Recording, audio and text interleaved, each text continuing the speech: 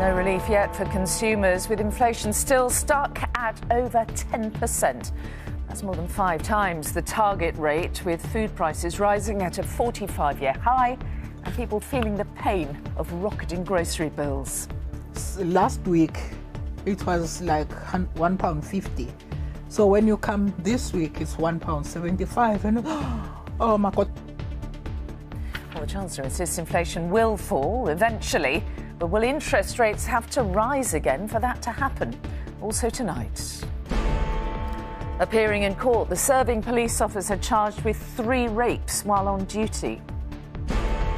Cut the calories to beat diabetes. The new study that confirms weight loss really does help reverse the disease. I'll turn a bad thing. I know you're damaged good. Jessie Nelson singing about domestic abuse, the very personal reason behind her latest single, And.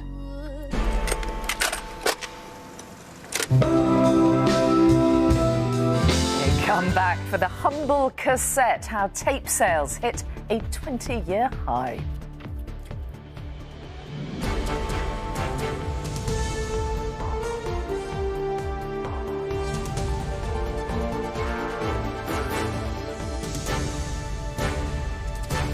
This is the ITV Evening News with Mary Nightingale.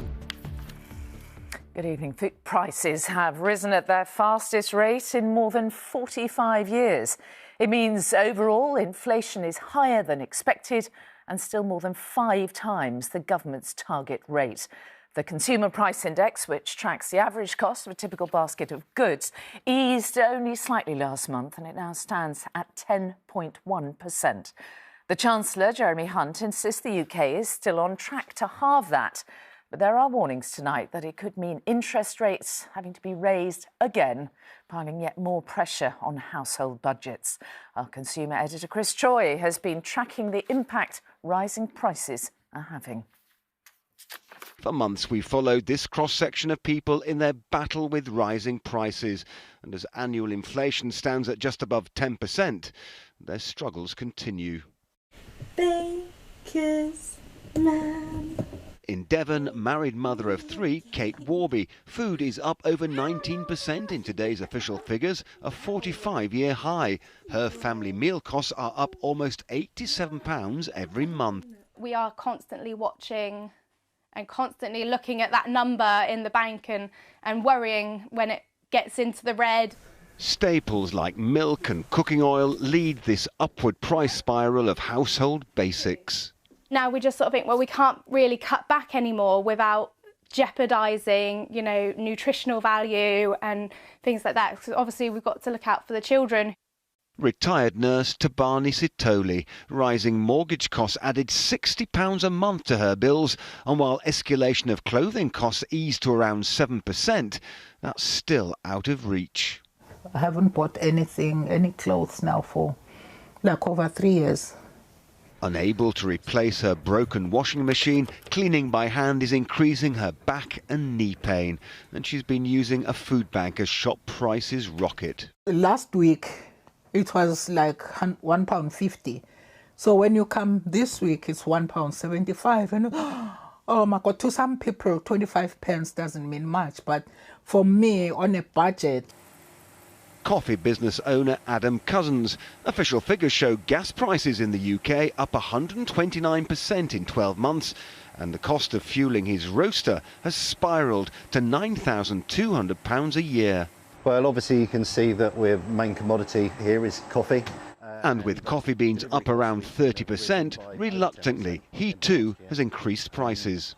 We've certainly not risen our prices any more than 10, so we expect to see those price rises continuing over into the next year. So that's a worrying warning for customers that there are more increases in the pipeline, perhaps across the board. Yes, absolutely, and we expect to see that along the supply chain that those increases are going to come incrementally throughout the year and into next. Today's official cost of living figures give a statistical view, but the real picture emerges seeing the dismal impact on so many lives. Chris Choi, ITV News. Well, our economics editor Joel Hills is at the Bank of England tonight. Joel, the Governor of the Bank of England and indeed the Chancellor seem totally unable, don't they, to get inflation under control? Well, inflation is falling, Mary, but not as fast as hoped and definitely not as fast as the Bank of England forecast. The surge in energy prices that has caused so much hardship is definitely fading. But as Chris is pointing out there, the cost of food continues to rise at a pace that's causing immense distress and hardship in many, many places. We've got a situation at the moment where what's called core inflation, which strips out food and energy, remains stubbornly high, suggesting that price rises actually across the economy are pretty widespread. That is troubling. The UK has been living with double-digit inflation now for 7 months, and the contrast with other countries currently is stark and very unflattering. The headline rate of inflation in the UK, as Chris was saying there, 10.1%, the highest now in the G7. Italy, Germany, France, the United States, Canada, Japan, they all have significantly lower headline rates in March. Now, the government insists the UK does not have an inflation problem. It's important to say, although our core inflation is marginally higher than other countries, Germany, for example, has higher food price inflation than we have. So this is a common problem that we're all facing. And when I talk to my colleagues at the International Monetary Fund, everyone is very clear that the UK is on the right track to focus on bringing down inflation. The here and now is pretty grim, but it's worth remembering that next month the headline rate of inflation is guaranteed to fall sharply because the big increase in energy bills we saw last April will drop out of the price comparison period. We should, at some stage, we will see the falls that we've seen on international markets of a series of commodity prices from wheat to oil to gas. At some stage, they will be felt by households and businesses. The key question, though, is how high will interest rates need to get before the inflation rate comes down to target? And the markets are betting the Bank of England next month a 99% probability, Mary, that the bank will raise interest rates again. OK, Joel Hills at the Bank of England, thank you. Now, a police officer has appeared in court charged with raping a woman 3 times while on duty. Sergeant David Stansbury was working with Devon and Cornwall Police at the time of the alleged crimes. He appeared at Bristol Magistrates Court this afternoon, and Robert Murphy is there for us. Robert, what was said today? Yes, Mary. Well, it was just a short hearing lasting a matter of some 7 minutes. Sergeant David Stansbury arrived here at Bristol Magistrates Court for the hearing before a district judge, and he is charged with 3 counts of rape, which are alleged to have happened at some point between the 23rd of October and the 30th of November 2009 in Plymouth. Now, at that time, Stansbury was an officer serving with the Devon and Cornwall Police. He isn't anymore. He's now with Hertfordshire Police, although he has been suspended from that force for the duration of these proceedings. Stansbury was dressed in a dark suit and a dark tie. He was wearing a face mask when he arrived here in court. And when he was in court, he spoke only to confirm his name, his date of birth, his address in Somerset, and to confirm that he understood the charges. He did not enter a plea. He wasn't asked to enter a plea, and he was granted unconditional bail. He is next due to appear before Bristol Crown Court on the 10th of May. OK, Robert Murphy at Bristol Crown Court, thank you. The Unite Union has announced 2,000 ambulance workers will stage fresh strikes across England next month. It said strong indications that many of its members were unhappy with the government's latest pay offer were behind the move. Staff at a number of regional trusts will strike on May the 2nd. And elsewhere, Unite has also revealed that security officers at Heathrow Airport are to take a further 8 days of strike action next month, also in a dispute over pay. Officers were told to walk out for 8 days, including the coronation. And the Prime Minister is in County Down tonight for a gala dinner celebrating the 25th anniversary of the Good Friday Agreement. Bill Clinton is among the invited guests, but with the Northern Ireland Assembly, which it created, still suspended at Stormont right now, this evening, Rishi Sunak appealed to all sides to get power sharing back up and running. Let's get more now from our political correspondent, Carl Dinnan. The Clintons, the Sunaks and Irish Taoiseach Leo Varadkar ending this commemoration of the Good Friday Agreement, where everyone was in agreement that Northern Ireland is better off with the Stormont government working. Here's how the Prime Minister put it. And I want to speak directly for a moment to the representatives of unionism. I urge you to work with us to get Stormont up and running again. We have to show that devolved government within the United Kingdom works for Northern Ireland. One after another, speakers have advised the DUP obliquely, subtly and occasionally bluntly to get back into government. Taoiseach, the DUP have had a lot of advice from here this week. Do you think there is anything more substantial than advice that can be offered to them? I know there's one thing that the DUP will not respond to, and that is browbeating from me, so I'm not going to engage in that. They have their own process underway, but I do hope that in the next few months it will result in power sharing resuming here because it's needed. The DUP have largely stayed away from this event. They do think there's more the government can do to fix the protocol, and their party leader will meet the Prime Minister this evening. We recognise that there is further legislation coming forward to Parliament. We want that legislation to be used to protect Northern Ireland's ability to trade within the United Kingdom and its internal market. That's restoring our place in the Union. They maintain the barriers to trade between Britain and Northern Ireland created by the Northern Ireland Protocol have not fully been removed, although firms here say the Prime Minister's Windsor deal does make a difference. Especially for the agri-food business, moving goods in from GB to Northern Ireland. The amount of paperwork really has been reduced and red tape as well. So hopefully things may almost go back to normality or thereabouts for that type of goods moving in. The question is whether the Prime Minister has enough left to offer the DUP on trade without attempting to reopen negotiations with the EU yet again. And Carl's in Belfast for us tonight. So Carl, today was the final in a whole series of events celebrating the political breakthrough that was the Good Friday Agreement all those years ago. But still, there is no breakthrough, is there, in the deadlock afflicting the current government? So has anything that's been said over the course of these past 2 weeks done anything to change that, do you think?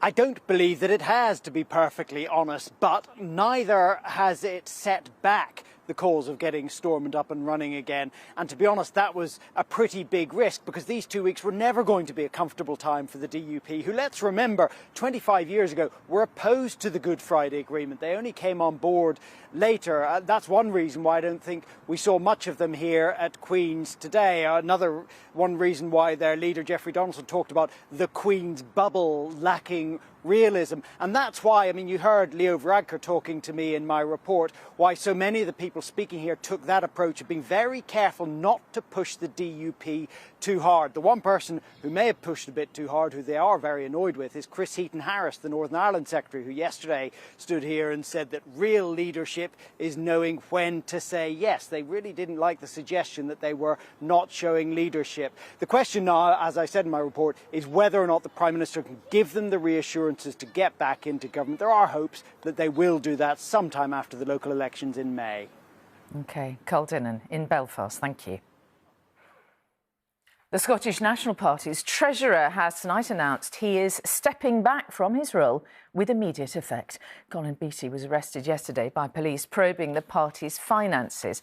He was later released without charge pending further investigation. And our Scotland correspondent Peter Smith is in Glasgow for us now. What did Mr Beattie say today, Peter? Well, Mary, as you say, he said he is stepping back from his role as SNP Treasurer and from his role in the Scottish Parliament on the Public Audit Committee. Stepping back is quite interesting language here because he's not resigning. He says he's removing himself from the position as long as the police investigation is ongoing. That police investigation, of course, is looking into fundraised money from the SNP, a sum of just over £600,000 that was raised between 2017 and 2019 for the purposes of campaigning for independence, but at the end of 2019, when the party's accounts showed they had just under £97,000 left, people were asking, where has this money gone? And Colin Beattie was the SNP treasurer during the time of that fundraiser. He was also SNP treasurer when their auditors resigned last year in September. We haven't heard why the auditors resigned, but we know the SNP has not had anyone willing to audit their accounts ever since. Now, there has been pressure on Humza Yousaf, the new SNP leader, to suspend Colin Beattie. Instead, today, he said he thanked Colin Beattie for taking his decision to step back from the role. Now, this is obviously an ongoing investigation. It follows the high-profile arrest of Peter Murrell, Nicola Sturgeon's husband, just a fortnight ago. He also was released without charge. The next step in this investigation is police will submit their report to Scotland's Public Prosecution Service. OK, Peter Smith in a very windy Glasgow there. Thank you. There's plenty more still to come, the ITV Evening News, including desperation to reach Europe. A special report from a small Italian island that's struggling to handle a soaring number of illegal migrants, quadrupled in a single year. The soup and shake diet, how losing weight really can put type 2 diabetes in remission for at least 5 years. And it's Liverpool calling. Plans for the coverage of Eurovision are unveiled. And we will be live from the city and much more after the break. Join me then.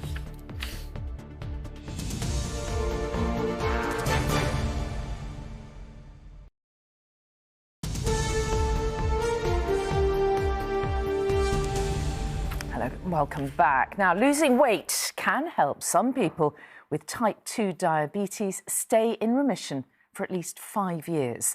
That is according to a study funded by Diabetes UK.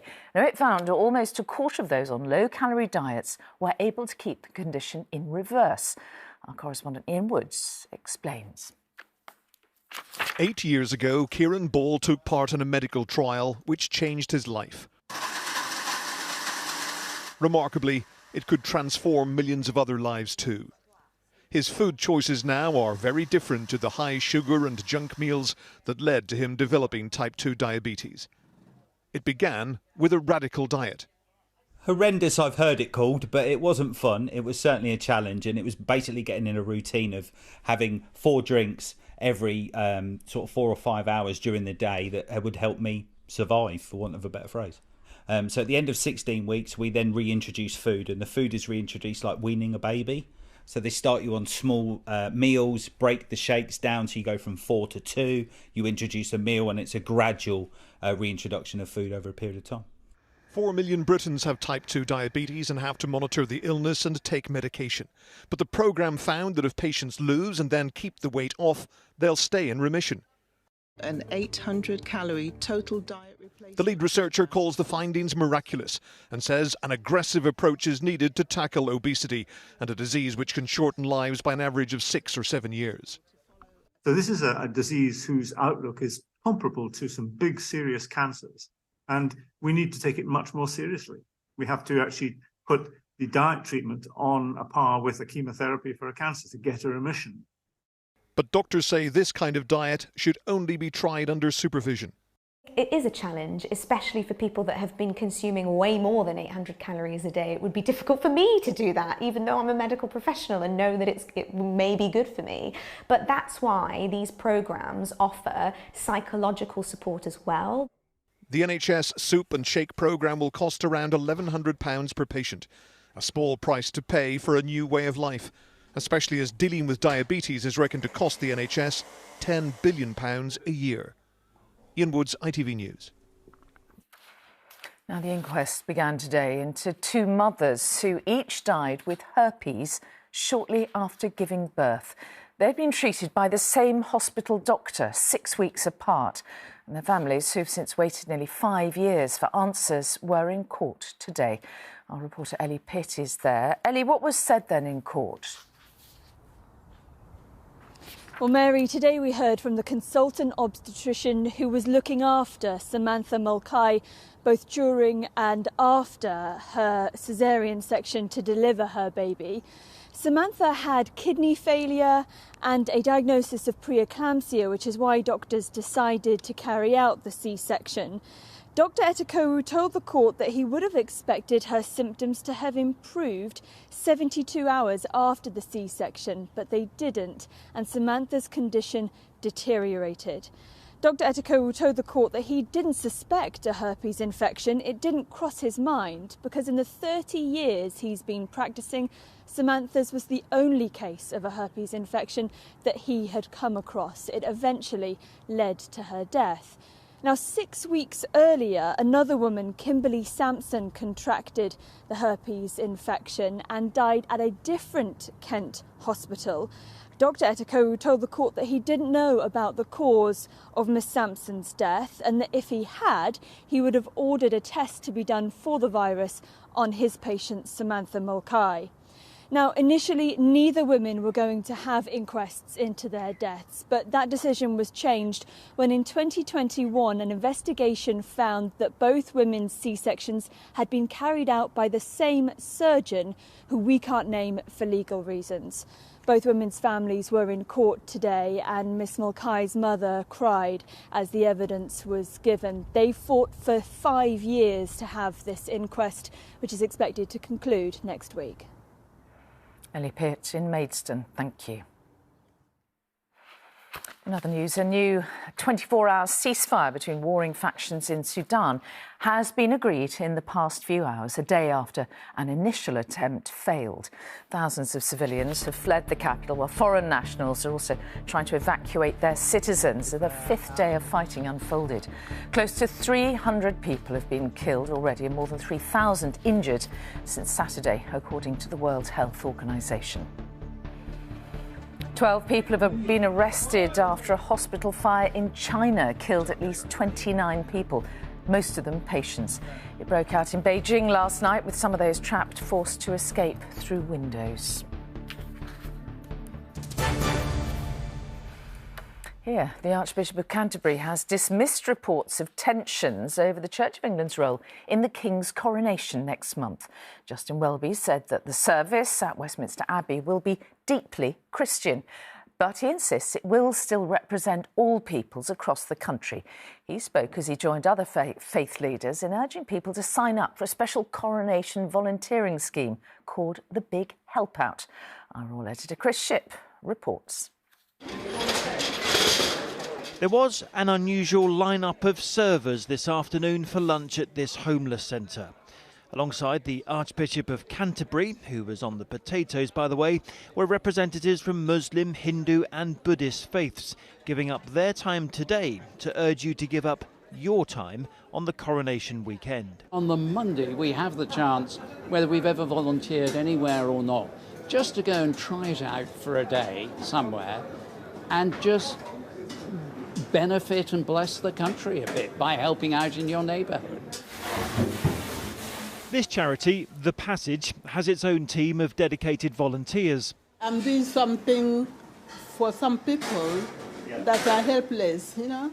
But like a lot of places, they desperately need more. You don't have enough volunteers? Yeah, we need more here. Yeah, we need more volunteers here. Of course, before the volunteering on the Monday and the street parties on the Sunday, there's the not-so-small matter of the coronation service itself, where Charles III and Camilla will be crowned King and Queen. Like last year's state funeral, another significant moment for Justin Welby. Your tenureship of this post as Archbishop of Canterbury has coincided with some very big royal moments. You're keyed up more than nervous. This is monumental, huge, enormous. Upstairs, the volunteering included sorting donations of clothes with the chief rabbi, who has, among with many other faith leaders, been invited to the deeply Christian coronation service on May the 6th. It is correct that his coronation should be a Christian ceremony within a church, and the King goes out of his way to guarantee that the members of all faiths are very much on his mind. So what have reported tensions about the service at Westminster Abbey and the King's desire to be as inclusive a monarch as possible? None whatsoever.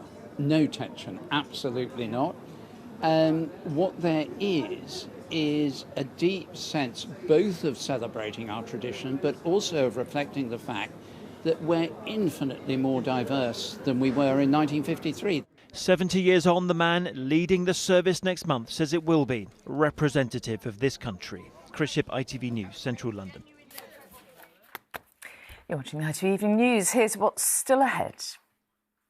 We will have the details of the first NHS trial of a trailblazing technology that could significantly improve life for those with Parkinson's. And I do a bad thing, knowing you're dead. The personal story behind Jessie Nelson's new single.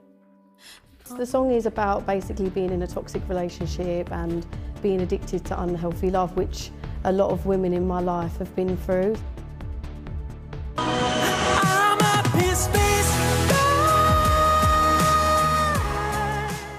Mission Merseyside. The plans for next month's Eurovision Song Contest are launched in Liverpool.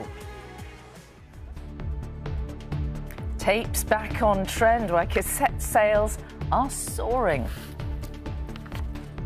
And we know the finer weather has arrived, but it has also brought higher levels of pollen. Find out if it's here to stay. Join me for that and the full national forecast coming up shortly.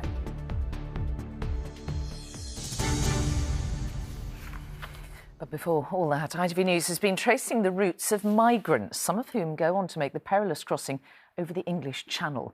Along their journey, one of the deadliest such stretches is the 100 miles or so of the Mediterranean that separates North Africa from mainland Europe. So far this year, more than 33,500 migrants and refugees have arrived in Italy by sea. That's more than 4 times the 8,500 that had arrived by the same point last year. Now, many of them make their first steps onto European soil on the small Italian island of Lampedusa, that's just 70 miles off the coast of Tunisia. From Lampedusa, our Europe editor James Mates has this special report. The morning sun breaks through wispy clouds above Lampedusa to reveal another calm, windless day. A police launch heads out of the harbour. With the sea this flat, they know it's going to be busy. Sure enough, within hours, their colleagues return laden with migrants rescued from the 60-mile stretch of water between this tiny Italian island and the African coast. The small boats are not new here, far from it, but never before in such numbers so early in the year. The Italian Coast Guard have videoed what's been happening at sea in the last few weeks. 4,000 rescued over Easter weekend alone. Normally they wait for summer and calm seas. This year, political instability and economic crisis in Tunisia is seeing them take ever bigger risks in ever more precarious craft. So overwhelmed are the Coast Guard, they enlist the help of boats funded by charities and NGOs. Ingel Weert and his crew saved 22 from certain death just a few days ago. Hey, there's an accident, it's not far away, could you take care about them because we are on the way to another accident? And we heard it from everywhere. Alert, alert, help, help. And so, yeah, we luckily picked up 22 people alive. And yes, sadly, 2 dead bodies we had to pick up. The holding centre for new arrivals on Lampedusa was built to hold 400, but frequently has double that number jammed inside its fences. For a recently elected right-wing Italian government that won power promising to stop the small boats, it's a political disaster. A newly appointed migration czar is at the camp to see the problem for himself, but seems to have few answers. The Italian people are looking for quick answers to this crisis. What are you able to offer them? Above all, he told me we must give relief to the areas that have been most affected. From now on, new arrivals will be distributed more evenly across the whole nation, even if, right now, we still don't have enough places to accommodate them all. So, as fast as they arrive, migrants are brought back to the dockside and readied to be put on ferries, away from Lampedusa to Sicily and points north. Moving these migrants off Lampedusa is in many ways the easy bit. They must now be distributed and accommodated in Sicily or mainland Italy, often in the teeth of fierce local opposition, and with the rest of Europe agreeing to take almost none of them. The one place that most of these new arrivals will never have to go is back to North Africa. A return agreement with Tunisia exists, but no more than 2 in every 100 were sent last year.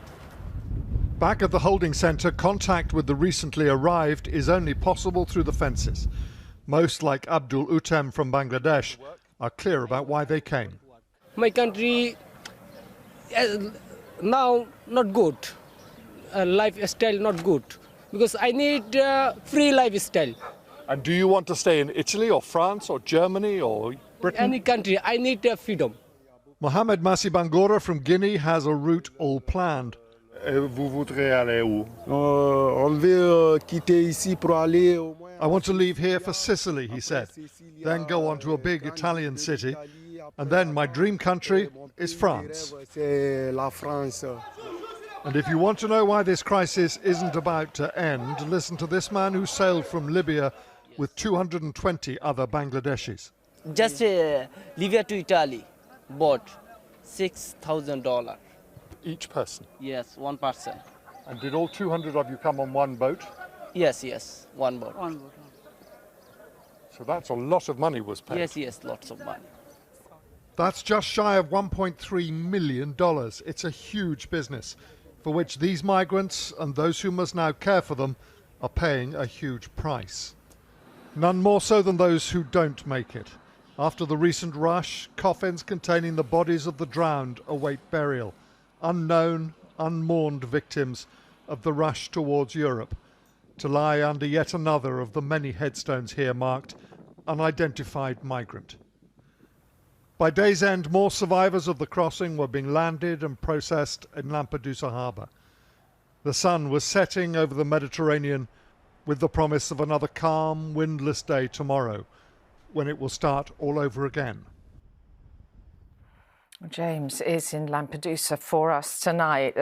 James, a really sobering report and staggering to understand how much money is being made from this trade. It is extraordinary. Yes, and that's why it isn't going to end anytime soon. I mean, with sums like that washing around, you can well imagine that some of it is being used to bribe officials and undermine any security deals that European governments have been able to do with the government in Tunisia or with the various factions in Libya. In the meantime, of course, it's doing tremendous political damage here in Italy. Rishi Sunak wasn't the first Prime Minister to give a hostage to fortune by promising to stop the small boats. Italy's new Prime Minister, Giorgia Meloni, made exactly that promise on coming to power. And of course, the numbers have expanded. Now, that may not be her fault, but she's going to pay the political price for it. And in terms of support from elsewhere in Europe, well, in a continent that's just absorbing hundreds of thousands of refugees from Ukraine, there is no appetite to take more of those who are arriving in Italy, though, of course, the reality is that with Schengen borders, many of these people will make their way towards Northern Europe in time. OK, James Mates in Lampedusa in Italy. Thank you. OK, well, let's get an update on what is making the news tonight. Food prices have risen at their fastest rate in more than 45 years. Figures from March show inflation has dipped slightly overall, but remains high at 10.1%. And a police officer has appeared in court charged with raping a woman 3 times while on duty. Sergeant David Stansbury was working for Devon and Cornwall Police at the time of the alleged crimes. Now, a new device that could drastically improve the lives of those suffering from Parkinson's disease is being trialled by NHS patients for the first time. The body-worn button can rapidly reduce some of the condition's most obvious symptoms, as our correspondent John Ray reports. It's on at the moment. Jeff Crow calls this his party piece, and it is worth watching closely. At the push of a button hidden beneath his shirt, the tremor subsides. But this is no sleight of hand. That's it. If I'm doing without the tremor, other things feel better, because I feel better for frame of mind. The secret is this tiny device. It emits a pattern of vibrations and pulses that control many of the symptoms of Jeff's condition. It's changed his and his family's life. For my grandchildren, I think it's important to me that they don't see me as this dodgy old fellow sat in the corner shaking, so I'm trying to, it helps me to interact with them a lot better. It's not a cure, and each unit costs £300. But specialists at Adam Brooks Hospital have become the first to trial it with inpatients, with some remarkable results. One lady, when I first met her, unfortunately was unable to stand up off her chair independently. After nearly 5 days of using the device, she was able to walk the ward with her frame quite freely, at quite a rapid speed, sometimes quicker than me. It's a fairly simple device that applies vibrotactile stimulation, and we believe that that alters some of the brain waves that are abnormal in Parkinson's disease. So by changing these brain waves, we make patients into a more ready-to-move state. Freezing is one of over 40 symptoms of Parkinson's. There are more than 140,000 people living with Parkinson's in the UK. Any breakthrough is welcome, but campaigners urge some caution. This research at Adam Brooks is a great next step to test it on 10 different people. However, for Parkinson's UK to recommend this device, we want to see more evidence of how well it works. So we want to see larger clinical trials run.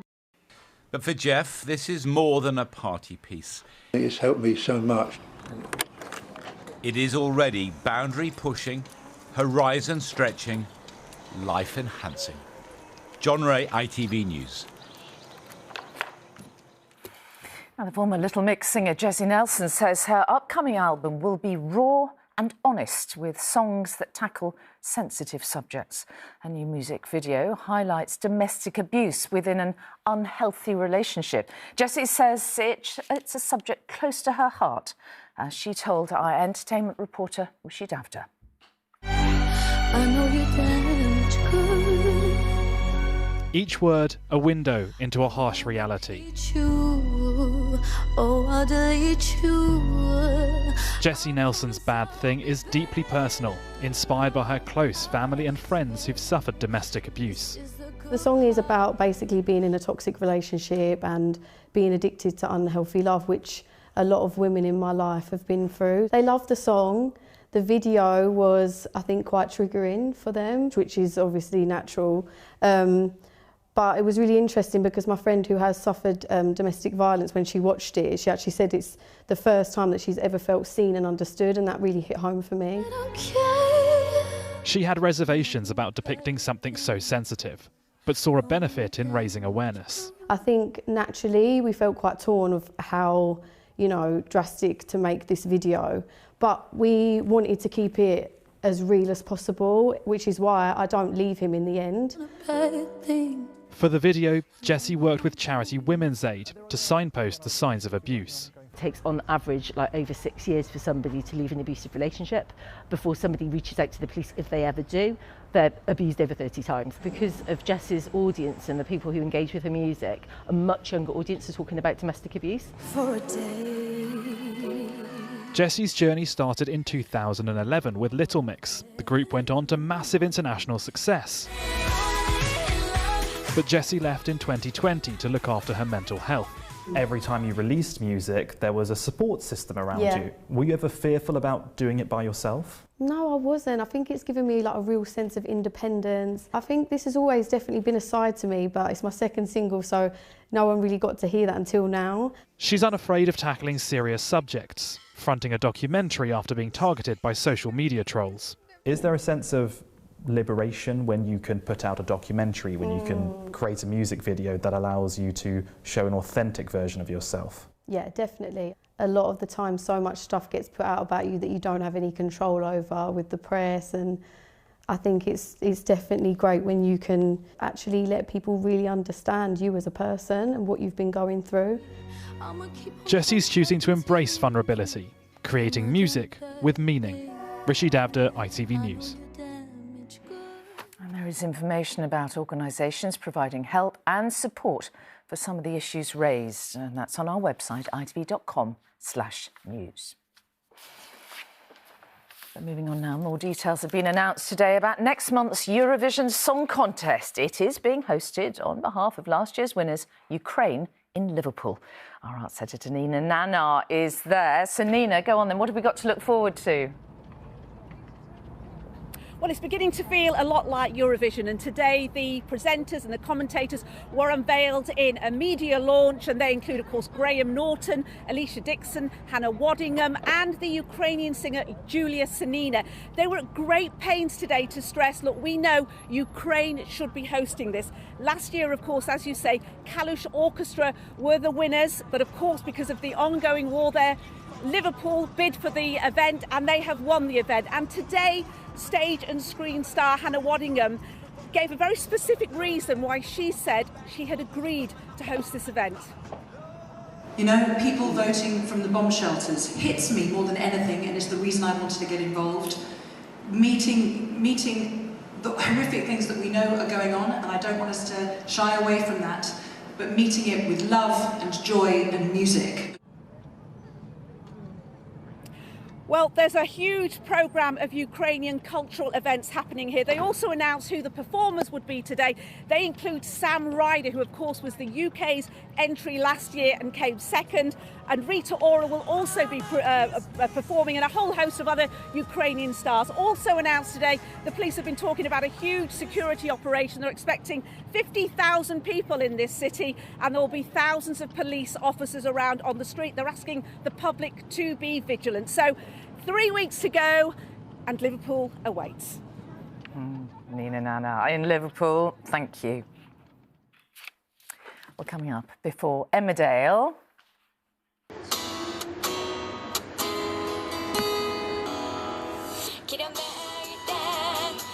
So, where is your Walkman? Well, it might be time to dig out the relic from the attic as cassette sales soar. It's around this time of year that tree pollen impacts 85% of hay fever sufferers. I'll have the pollen outlook plus your national forecast coming up in a couple of minutes. Plus, just who was behind a surprising break-in at the White House? We will reveal the unlikely intruder in just a moment.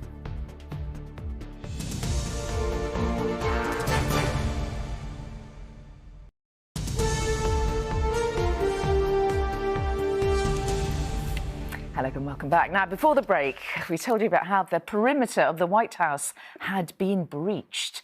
It was, in fact, a curious toddler who'd managed to squeeze through a metal fence. US Secret Service officers retrieved him and reunited him with his parents. Well, time now for the weather. And for much of the country, the pollen count is looking pretty terrible. Alex is here. Yeah, there's plenty of hay fever sufferers out there at the moment. And, well, at this time of year, it is tree pollen. And actually, tree pollen affects 85% of hay fever sufferers. As we head towards May, it's oat pollen that starts to kick in, and then grass pollen, which can be quite nasty, in June. Well, let's take a look at our pollen forecast for tomorrow, and it's very similar to what we've been dealing with today. So very high levels of pollen across much of Wales, the southwest of England, and also high levels across the rest of the UK. Just a few places where it drops to medium and then low for the Northern Isles. Certainly the sea influence certainly affecting things there. Let's take a look at how things are going to be changing, though, as we head through the next few days. And this is actually good news if you suffer from hay fever. But if you've been a fan of the pleasantly warm sunshine, not so great. We're going to get a northerly develop as we get towards the end of this week into next week, actually. And there is a possibility of tumbling temperatures and maybe a few bits and pieces of snow as we head towards the start of next week in Scotland. So we'll keep you posted on that. With all of this, of course, pollen levels will be dropping. Let's take a look at conditions today. And for many of us, it has been quite bright and sunny, but it's out towards the southwest, across the West Country. There certainly was a touch more cloud. These pictures from Westwood Ho a little earlier today, but certainly decent surf there. Enough of a breeze to whip up the waves. But is this all going to be sticking around as we head through the next few days? Well, I'm sure these kids are hoping so. Let's take a look right now. Today we'll see warmer temperatures moving in from the east, especially around tea time. Heinz no added sugar beans sponsors ITV National Weather. Well, as we head through into tomorrow, the pressure stays fairly high, so settled conditions, but there are going to be a couple of weak weather fronts which start to edge their way out towards the far east there, and that will affect things on Friday, which we'll take a closer look at in just a second. As for this evening and overnight, it is going to be falling fairly chilly, particularly across some rural parts, particularly in the north, actually. Maybe even a touch of frost with those clear, starry skies. Certainly quite breezy out towards the North Sea coast, and it's that breeze which has been making it feel quite cool there throughout today.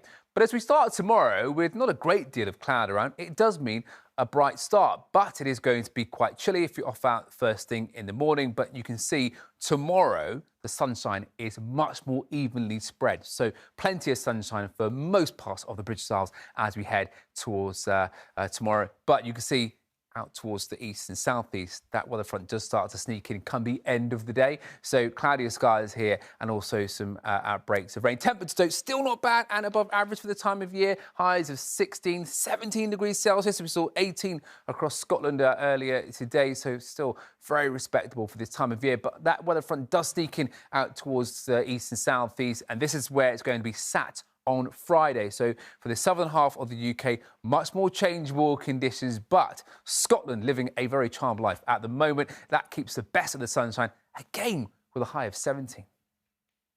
Heinz no added sugar beans sponsors ITV National Weather. Well, that's the way it is looking, Mary. Pretty good for Scotland, as I say. They keep the best of the weather as we head through the next few days. But, of course, with the better weather comes higher levels of pollen. OK, we have been warned. Alex, thank you.